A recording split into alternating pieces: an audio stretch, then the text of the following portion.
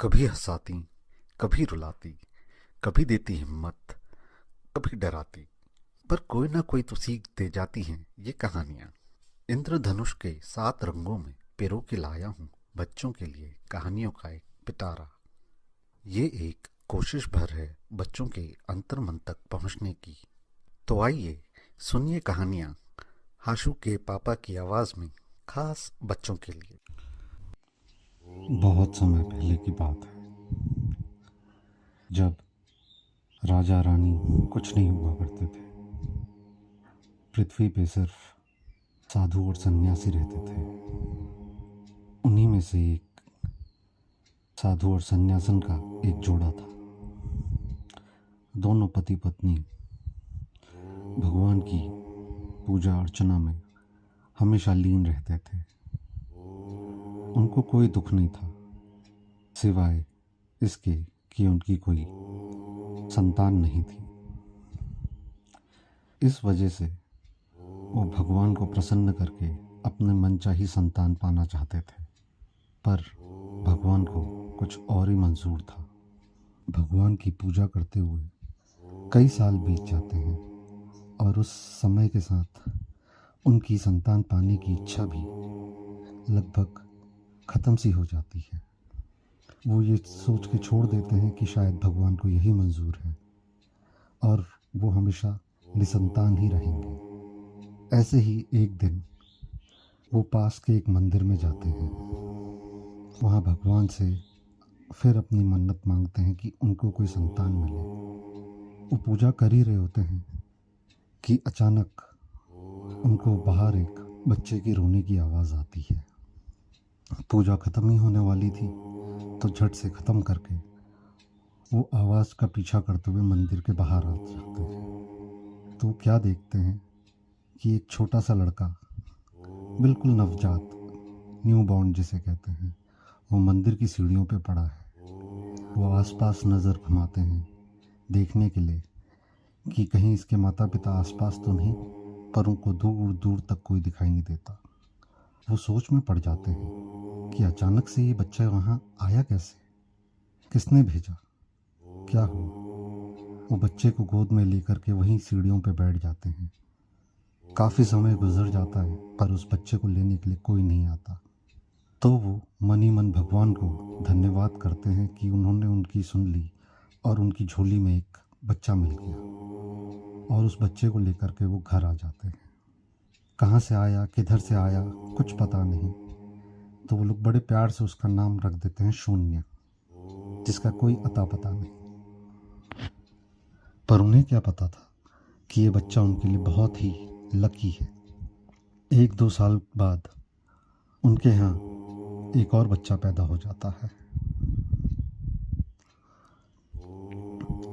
फिर 1-2 साल बाद फिर एक बच्चा। ऐसे करते करते उनके यहाँ 9 बच्चे पैदा हो जाते हैं, जो उनकी अपनी संतान थी। हर बच्चे के पैदा होने के बाद वो यज्ञ करते थे, अनुष्ठान करते थे और देवताओं से मनचाहा आशीर्वाद पाने की कृपा चाहते थे। जैसे पहला बच्चा हुआ तो उन्होंने सूर्य देव का यज्ञ किया, तो सूर्य देव आके उस बच्चे को अपना आशीर्वाद दे के जाते हैं कि वो बच्चा उनके जैसा होगा, उनके गुणों से संपूर्ण होगा। दूसरा होता है तो वो चंद्रदेव की आराधना करते हैं, तो चंद्रदेव आके उस बच्चे को आशीर्वाद दे के जाते हैं। तीसरा बच्चा पैदा होता है तो गुरु, जिन्हें हम बृहस्पति भी कहते हैं, जुपिटर, वो आते हैं और तीसरे बच्चे को अपना आशीर्वाद दे के जाते हैं। चौथा बच्चा पैदा होता है तो राहु देव आके उसे अपना आशीर्वाद दे के जाते हैं। पांचवा पैदा होता है तो बुध देव यानी कि मरकरी, वो आकर के अपना आशीर्वाद दे के जाते हैं। छठा पैदा होता है तो शुक्र देव आके अपना आशीर्वाद दे के जाते हैं। सातवां बच्चा पैदा होता है तो केतु आके अपना आशीर्वाद दे के जाते हैं। आठवां बच्चा पैदा होता है तो शनि देव आके आशीर्वाद दे के जाते हैं। और नवा बच्चा पैदा होता है तो मंगल देव आकर के आशीर्वाद दे के जाते हैं। ऐसे करते करते समय बीतता जाता है और ये सारे बच्चे आपस में बड़े होने लगते हैं।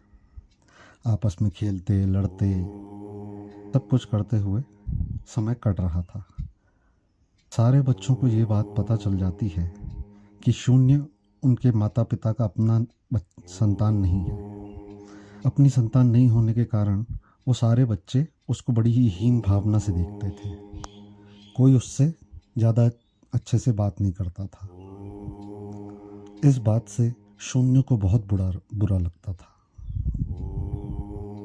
वो इस बात का जिक्र अपने माँ बाप से भी करता है कि देखिए पिताजी, माताजी, मुझे मेरे भाई अपने साथ नहीं खिलाते। मैं सबसे बड़ा हूँ, फिर भी मेरे को उचित सम्मान नहीं मिलता है। उनके माँ बाप भी उन बच्चों को समझाते हैं, पर बच्चों को तो बिल्कुल सुनाई नहीं देता है। बिल्कुल वो समझना ही नहीं चाहते थे कि माँ बाप क्या कहना चाह रहे हैं। ऐसे करके धीरे धीरे करके समय बीतता गया और समय के साथ हर एक बच्चे में उनके देवता के गुण आते रहे। एक जो कि सूर्य देव का अंश था, जिसमें वो अपने आप को किसी राजा से कम नहीं समझता था। गोल्डन उसके बाल थे, हमेशा उसकी बॉडी गर्म रहती थी, जैसे बस अभी वो एक्सरसाइज करके या दौड़ करके आया है। ऐसे ही नंबर 2 वो बहुत ही सिल्वर कलर का था और बहुत ही सुंदर था। उसे अपनी सुंदरता का बहुत ही घमंड था। नंबर 3 जो कि गुरुदेव यानी बृहस्पति महाराज का जिसमें अंश था, वो सबका भला करता था। वो चाहता तो था शून्य को अपने साथ मिलाना, पर अपने भाइयों की वजह से, उनके साथ प्रेशर में आने की वजह से वो कुछ खुल के बोल नहीं पाता था। नंबर 4 बहुत ही बदमाश था, जिन पे राहुदेव की कृपा थी। वो हमेशा कुछ ना कुछ खुराफाती, कुछ ना कुछ पॉलिटिक्स, कुछ ना कुछ करता रहता था। और उसकी पटती नंबर 7 से थी, जो कि केतुदेव थे, जिस पे केतुदेव का आशीर्वाद था।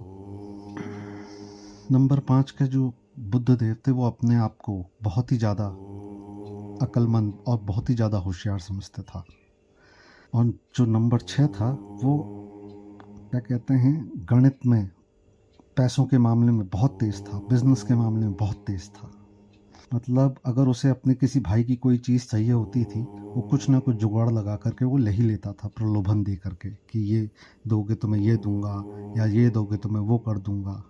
ऐसे ही केतु बहुत ही बदमाश, नंबर 7 बहुत ही बदमाश, राहु के साथ मिल करके दूसरों को परेशान करना, दूसरों की चीज़ें हड़प जाना, हैं, यही सब लगा रहता था। हालांकि उसका मन तो करता था कि कुछ और ही करूं, कहाँ ये भाई बहनों के चक्कर में पड़ा हुआ हूँ। पर वही भाई बहनों का मोह और परिवार का जो अनुशासन था, उसके कारण वो उनके साथ रहता था। नंबर 8 जो सबसे खतरनाक भाई था, जिस पे शनि महाराज की कृपा थी, उसकी नज़रें इतनी तीखी थी, इतनी तीखी थी कि अगर वो किसी को गुस्से से देख लेता था तो वो सब छोड़ करके उसकी बात मानने लगते थे और उससे डरते थे, उसकी नज़रों से। और इस काम में राहु और केतु शनि की हमेशा मदद लेते थे, नंबर 8 की। और जो नंबर 9 का था, जिस पे मंगल देव की कृपा थी, वो अपने आप को बहुत ही ज़्यादा वीर समझता था तो सही, क्योंकि उसकी बॉडी भी ऐसी थी, वो था भी ताकतवर दूसरों से। हाँ, लड़ाई धड़ाई में नंबर 1, कुश्ती करवा लो, पहलवानी करवा लो, कुछ भी करवा लो फाइटिंग से रिलेटेड, उसमें वो सबसे तेज़ था। तो जैसे कि ये बड़े होते हैं, तो ये आपस में है ना, पूरे परिवार में, बच्चों में सबसे बड़ा कौन, सबसे ताकतवर कौन, इस चीज़ की इन सब में होड़ लग जाती है। कोई भाई अपनी दिखाता है कि भाई मेरे अंदर ये गुण है तो सबसे बड़ा मैं, मेरे अंदर ये गुण है तो सबसे बड़ा मैं, सबसे बड़ा मैं हूँ तो तुम सब भाइयों का नेता मैं हूँ। हाँ, ये आपस में हमेशा लड़ते रहते थे। और एक दिन ऐसा आया कि ये लोग आपस में इतना लड़े कि मतलब एक दूसरे से मार पीट, एक दूसरे से चालाकी, छल कपट करके, है ना, मतलब बहुत ही बुरा हाल था। ये बात उनके पिताजी और माताजी देख रहे थे। वो बड़े ही परेशान होते हैं बच्चों की इन हरकतों से। शून्य से तो उनको कोई परेशानी नहीं थी, लेकिन बाकियों से बहुत परेशान थे। तो एक दिन वो मंदिर में पूजा करने जाते हैं और पूजा करके पूछते हैं कि भगवान, शून्य जैसे ही हमारी ज़िंदगी में आया, हमारी ज़िंदगी की तो काया पलट हो गई। वो इतना लकी था हमारे लिए कि उसके बाद हमारी अपनी 9 संतानें हो गई, लेकिन ये 9 के 9 आपस में इतना लड़ते रहते हैं। हाँ, अपने वर्चस्व के लिए, अपने कौन सबसे बड़ा है, कौन ताकतवर है। हाँ, इनमें प्रेम होना चाहिए, लेकिन ये तो आपस में लड़ते रहते हैं। कोई भी भाई किसी भी भाई की बात सुनने को तैयार नहीं रहता। आपस में इन्होंने ग्रुप बना लिए हैं। तो तभी वहाँ पे भगवान प्रकट होते हैं, और वो भगवान कोई और नहीं, भगवान शंकर थे, शिव शंकर, जिन्हें आप महाकाल, रुद्र, भैरव इन सब नामों से भी जानते होंगे। वो आके कहते हैं, देखो यहाँ पे जो तुम्हारे घर में इतने सारे देवताओं ने जो बच्चों को आशीर्वाद दिए हैं, शून्य को छोड़ करके, तुम जानते हो शून्य का रहस्य क्या है? कहते नहीं महाराज। कहते हैं, तुम्हारा निसंतान होने का दुख हमें इतना हो गया था कि मैंने ही खुद अपने अंश को एक बच्चे के रूप में इस मंदिर की चौखट पे छोड़ा था, और मैं ही शून्य हूँ, निरंकार। बिल्कुल जिसका कोई अंत नहीं, कोई छोर नहीं, बिल्कुल शून्य की तरह यहाँ मैंने ही जन्म लिया था। इसके बाद मेरे कहने के अनुसार बाकी देवताओं ने तुम पे कृपा करी, और धीरे धीरे करके तुम्हारे यहाँ ये 9 संतानें हुई थी। अगर ये बच्चे आपस में लड़ रहे हैं तो तुम शून्य को ही ये काम दो कि ये बच्चे आपस में लड़े नहीं। कहते हैं, पर ये कैसे होगा, शून्य की तो कोई बात सुनता ही नहीं है। कहते हैं, देखो सब हो जाएगा, एक बार बस तुम शून्य को बोलो, वो तुम्हारी प्रॉब्लम का सॉल्यूशन निकाल देगा। कहते हैं ठीक है। वो घर आते हैं और शून्य को बोलते हैं कि भाई देखो शून्य, तुम्हारे सारे भाई तो आपस में लड़ते रहते हैं और तुम्हारी बात कोई सुनता नहीं है।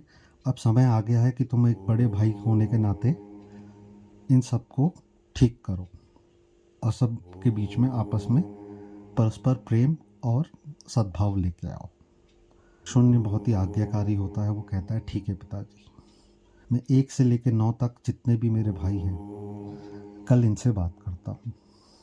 अगली सुबह ये लोग बैठे होते हैं, सारे भाई अपना अपना गुट बना करके, सूर्य चंद्र एक तरफ, गुरु एक तरफ, गुरु बुध एक तरफ, मंगल शुक्र एक तरफ, हाँ, राहु केतु शनि एक तरफ।